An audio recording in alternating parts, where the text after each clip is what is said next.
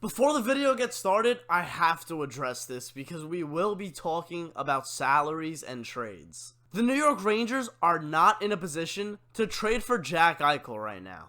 Sure, they have core players like Mika Zibanejad, Chris Kreider, and Artemi Panarin, but most of their core is going to come from these young players who Buffalo is asking to give up in a trade for Jack Eichel, including Kaapo Kakko, Alexis Lafreniere, Filipino, and Adam Fox. The New York Rangers organization took risks and made mistakes in trading for big-time players over their cup runs over the last decade, and it ended up hurting them in the long run, and that's why the rebuild happened. You'll see by the end of this video when we do talk about the salary and what the salary cap is left, $10 million for Jack Eichel might not fit under that cap. Anyway, you'll see at the end of this video how much the Rangers will have going into this offseason. The trade deadline is April 12th, and this is probably the most exciting trade deadline we have seen in a while because nobody knows what's going to happen around the league. According to CapFriendly.com, the Rangers have $3.5 million left in the cap space and $1.6 million for the cushion bonus penalty.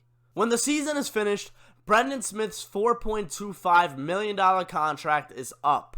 Let's start with Brendan Smith right away. Brendan Smith was a player who was acquired by the Rangers in the 16-17 season to help them for a cup run in that season.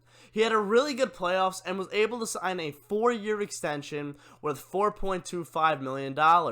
Since then, the Rangers kind of struggled, their whole defensive core struggled, and Smitty slipped off, and then the Rangers went into the rebuild. Over the course of his career with the Rangers, he's been a solid defenseman. I wouldn't say too reliable, but a solid defenseman. He even played forward last season. I just don't see the Rangers re-signing him, especially with the play of Keandre Miller and Libor Hajek. Then you have so many young defensemen that we haven't even seen. Nils Lundkvist is one of them, and we actually saw Tarmo Ruunanen for one game. Yeah, that's definitely going to be a tough last name to pronounce as time goes on. So realistically, what could the Rangers get for Brendan Smith at the trade deadline if they were willing to do that? He has a large cap hit for what he could really bring on the ice. But I don't see the Rangers re-signing him, so $4.25 gone at the end of the season.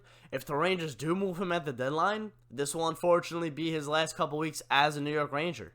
Another guy who's going to be a free agent at the end of this season that has a big cap hit, Pavel Buchnevich, who has been an absolute bright spot for the New York Rangers this season. He is exploding at a point a game, and he was actually leading the team in points when Panarin was out. $3.25 for this season, what do you do with him?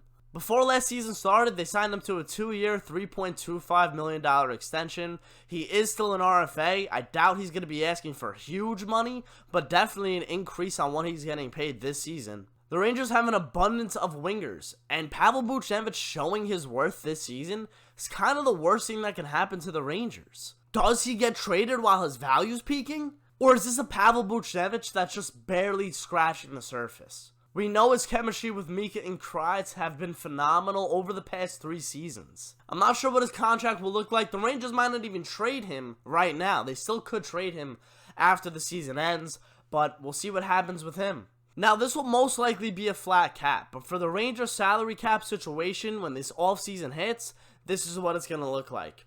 You have Brendan Smith's contract coming off the books, so that's $4.25 right there.